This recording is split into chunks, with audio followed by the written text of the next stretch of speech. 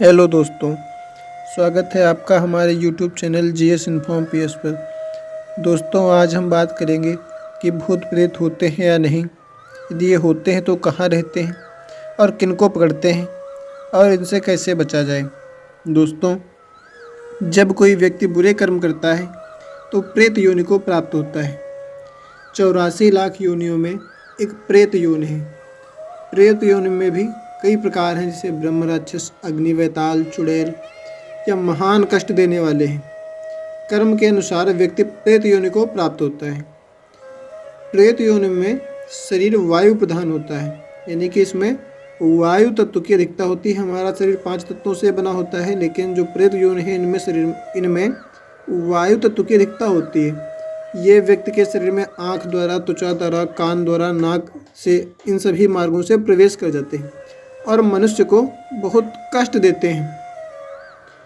और ये जाकर के व्यक्ति की समस्त इंद्रियों को अपने अनुसार चलाते हैं, लेकिन ये स्वतंत्र नहीं है। ये हर शरीर में प्रवेश नहीं कर सकते। जब कोई व्यक्ति बुरे कर्म करता है तो भगवान महादेव, जिनको भूत भूतेश्वर कहा जाता है, उनकी कृपा से उस व्यक्ति के शरीर में प्रवेश करते हैं। और यह तभी प्रवेश कर सकते हैं जब व्यक्ति अपवित्र अवस्था में हो और मलमूत्र त्याग आदि के समय, या उस समय ही प्रवेश करते हैं। बुरी दशा आने से पहले व्यक्ति की बुद्धि बदल दी जाती है। यदि कोई व्यक्ति जाकर के पीपल के नीचे मूत्र त्याग करता है, शमशान में शाम को और रात्रि में जाता है, या यदि उसके सामने कोई भूत प्रेत आदि कुछ ऐसा प्रकट हुआ है, वह उससे बोल देता है, तो ये उसमें प्रवेश करेंगे। लेकिन फिर भी यह स्वतंत्र नहीं है। जब तक व्यक्ति के कार्य नहीं बिगड़ते हैं तब तक ये उसमें प्रवेश नहीं कर सकते, और स्वतंत्र तो बिल्कुल नहीं है। यदि ये स्वतंत्र होते तो फिर इनको कष्ट क्यों है? सबसे अच्छी जो योनि है वो मानव को क्यों बताई गई है? सबसे अच्छा तो इनको बताया जाना चाहिए था, क्योंकि जब किसी में चाहें आराम से प्रवेश करके सब कुछ खाए पिए। दोस्तों, ये सब में प्रवेश नहीं कर सकते, इन पर भी शासन है।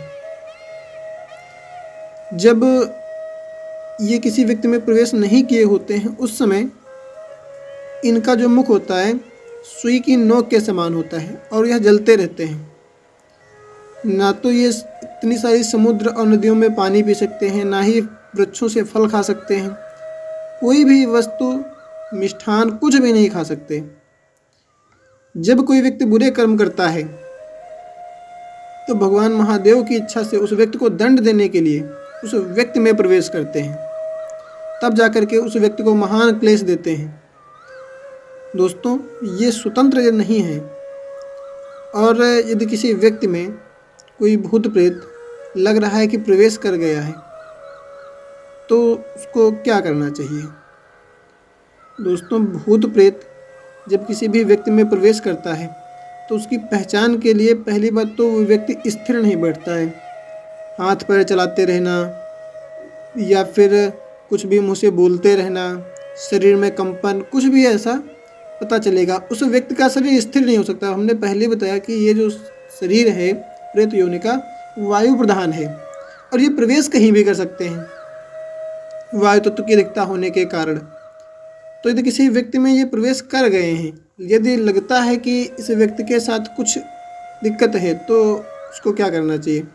बहुत सारे उपाय हैं, लेकिन सबसे सरल उपाय है, बहुत से लोग बालाजी मंदिर ले जाते हैं, जो मेहंदीपुर बालाजी हैं, या फिर बागेश्वर धाम।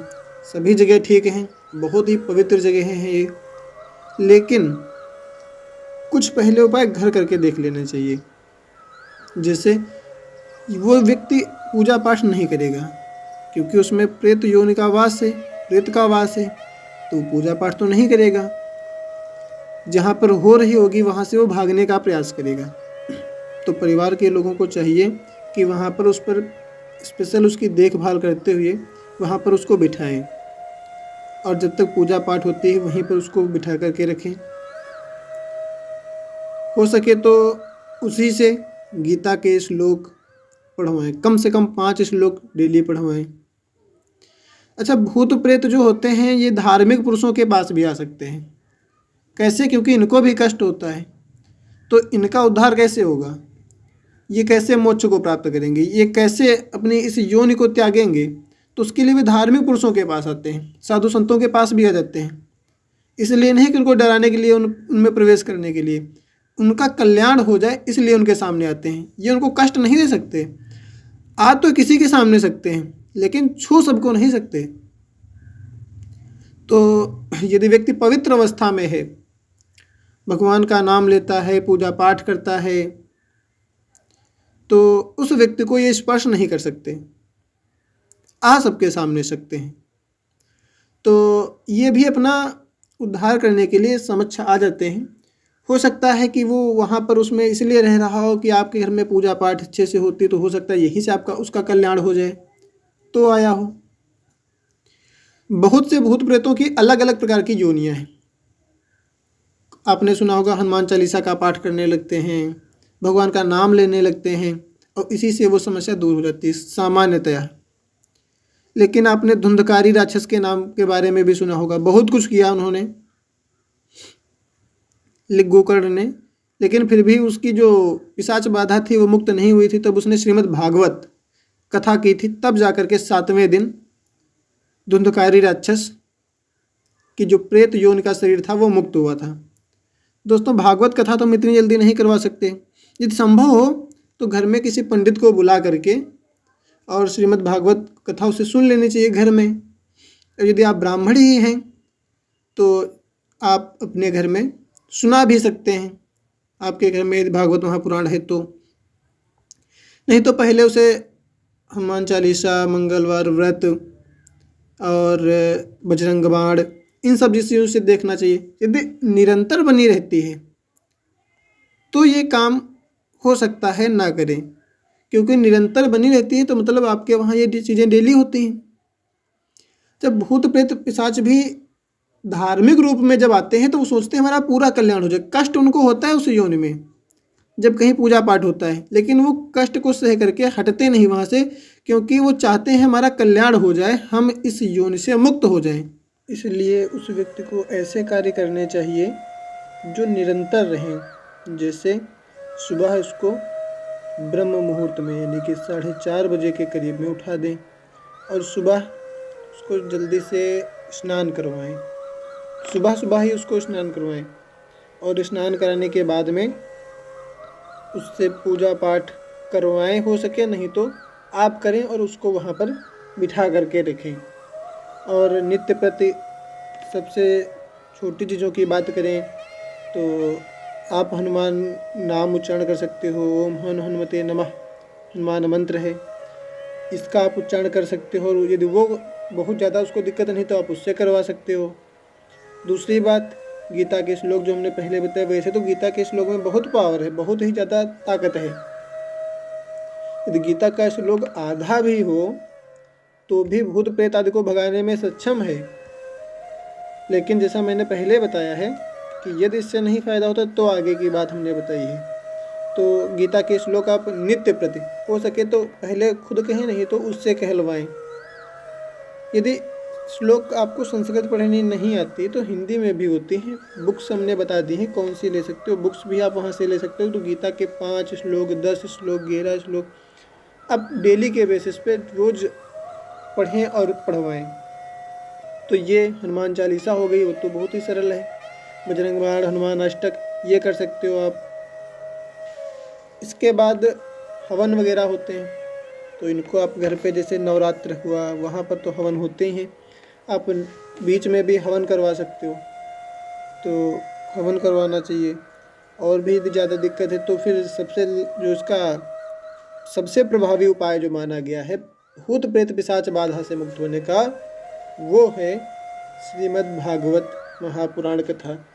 यदि ये नियम से कराई जाए तो चाहे ब्रह्म राक्षस हो, चाहे कोई प्रेत हो, चाहे कोई पिशाच हो, कोई कितना भी बड़ा और कितना भी पुराना कोई भूत प्रेत क्यों न रहता हो, श्रीमद् भागवत महापुराण में इतनी शक्ति है कि वो उस योनि से अवश्य मुक्त हो जाएगा।